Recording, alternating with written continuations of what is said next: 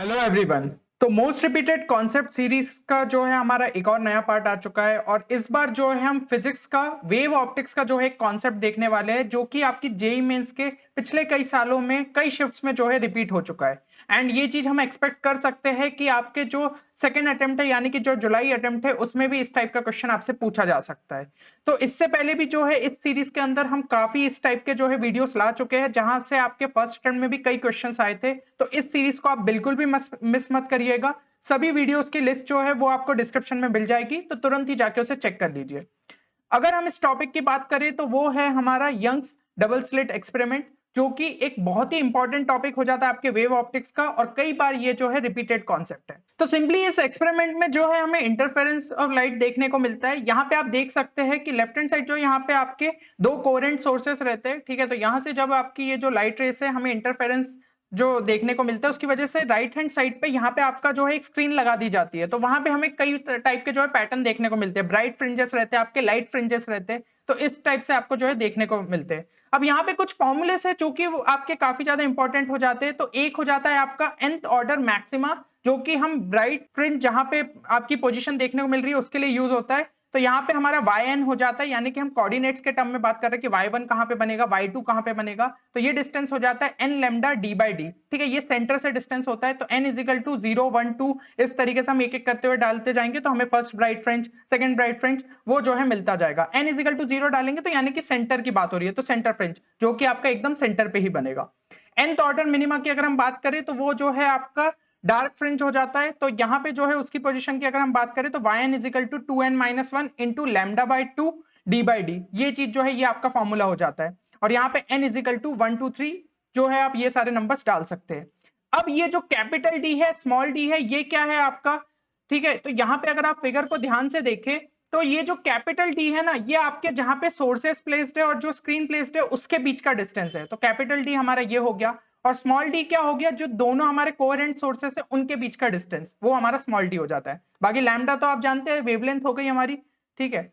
और fringe width की अगर हम बात करें तो उसका जो फॉर्मूला होता है वो सिंपली होता है beta is equal to lambda D by d. ये दोनों के लिए, ठीक है ना, मैक्सिमा वाला जो मतलब ब्राइट फ्रिंज है उसके लिए भी जो है यही फॉर्मूला रहता है और डार्क फ्रिंज के लिए भी जो है यही फॉर्मूला रहता है। दोनों की विड्थ जो है हम इस तरीके से कैलकुलेट करते हैं, लैम्डा डी बाई डी।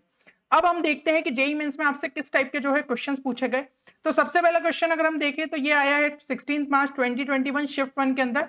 यहाँ पे आपको क्वेश्चन में दिया है a fringe width of 6 mm was produced for two slits separated by 1 mm apart, ठीक है। The screen is placed 10 meter away, the wavelength of light used is x nanometer, the value of x to the nearest integer is. तो ये हमारा numeric type का question हो गया। Formula हमारा simply क्या हो जाएगा, beta is equal to lambda D by d, ठीक है। तो लैम्डा को हम इस तरीके से लिख लेते हैं, beta D upon capital D, ये चीज हो गई। अब आपको जो है लैम्डा ही निकालना है बेसिकली, मतलब लैम्डा इजिकल टू एक्स दिया है। तो यहाँ पे जो है बीटा के बारे में क्या देके रखा है, 6 mm। तो ये कितना हो जाएगा, ये हो जाएगा हमारा सिंपली 6 इंटू 10 की पावर -3, ठीक है। आपको सारा जो है ऐसा यूनिट में रखना है। स्मॉल डी आपका कितना देके रखा है 1 mm, तो वो हो जाएगा 1 इंटू 10 की पावर -3। और कैपिटल डी यानी कि स्क्रीन कितने दूर प्लेस्ड है, वो है 10 मीटर। तो इधर पे जो है सिंपली 10 पुट कर दीजिए।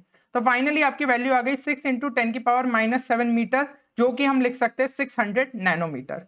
तो नैनोमीटर में ही हमें जो है वैल्यू बतानी थी, आपका आंसर हो जाएगा 600। कितना इजी क्वेश्चन था, सिंपली जो है फॉर्मूलेस लगाने थे। अगला क्वेश्चन अगर हम देखें तो इसमें जो है ये पूछा गया था 24 Feb 2021 शिफ्ट 2 के अंदर। क्वेश्चन में दिया है if the source of light used in a Young's double slit experiment is change from red to violet, और फिर क्या होगा, मतलब जो कि आपको चीजें देके रखी है। तो फॉर्मूला वही है यार, सिंपली जो है हमारा फ्रिंज विड्थ का क्या होता है, lambda D upon small D. अब एक चीज देखो, इन्होंने बोला है कि रेड टू वायलेट हो रहा है, यानी कि जो है आपकी वेवलेंथ भी चेंज हो गई है। तो वेवलेंथ की अगर हम बात करें तो वेवगाइड जो है हमारा एक्रोनिम होता है। तो इसके अंदर अगर हम देखें तो वेवलेंथ जो है आपकी इस डायरेक्शन में बढ़ती है, मतलब जो लैम्डा ऑफ रेड कलर है वो हमारा ज्यादा रहेगा लैम्डा ऑफ वायलेट, ठीक है, वेवलेंथ के केस में। इसका मतलब यहां से अगर हम देखें तो कैपिटल डी और स्मॉल डी तो जो है वो आपका सिंपली एक बार एपरेटस सेटअप हो गया तो उनको थोड़ी हम चेंज करेंगे, सिर्फ यहाँ पे आपकी लाइट चेंज करी गई है, मतलब वेवलेंथ चेंज हुई है। तो beta directly proportional to lambda हो जाएगा। तो ये हम कह सकते हैं कि beta red will be greater than beta violet, ये चीज जो है आपकी हो जाएगी। तो सही आंसर आपका क्या हो जाएगा, सही आंसर आपका हो जाएगा कि consecutive fringe lines will become closure.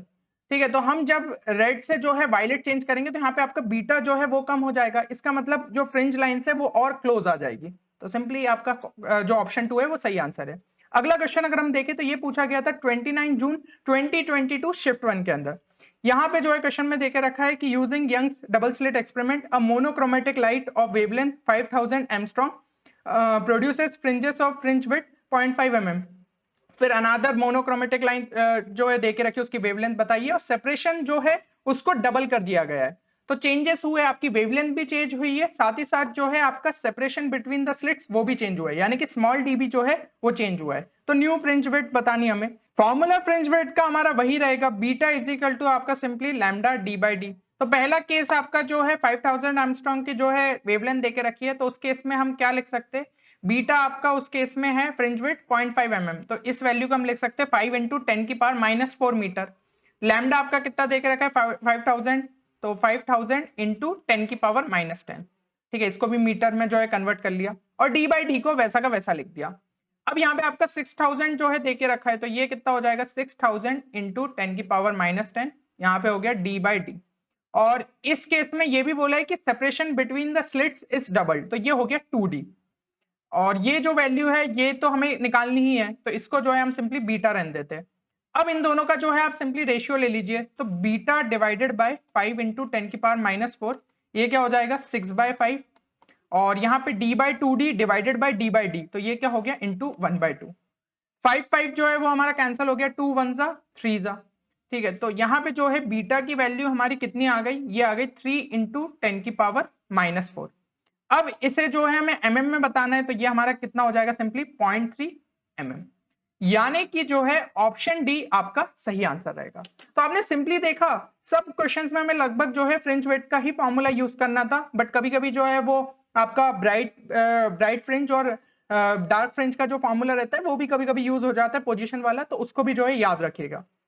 अब कुछ DIY प्रॉब्लम्स आपकी प्रैक्टिस के लिए। तो पहला क्वेश्चन जो है आपके स्क्रीन पे ये रहा, ठीक है, इसे जो है सॉल्व करिए और जो भी आपका आंसर आ रहा है वो एक बार कमेंट सेक्शन में जरूर मेंशन करिए। ये पूछा गया था 18 मार्च 2021 शिफ्ट 1 के अंदर। देन DIY सेकंड भी जो है आपको सॉल्व करना है, ये पूछा गया था 26 फेब 2021 शिफ्ट 1 में। तो जितना भी यार आपने वीडियो से जो है कॉन्सेप्ट्स को सीखा उनको बस अप्लाई करिए और चेक करिए कि आपका नॉलेज जो है कितना बढ़ चुका है।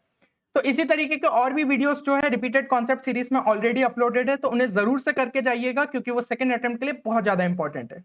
चलिए मिलते हैं अगले वीडियो में, तब तक के लिए take care and good bye.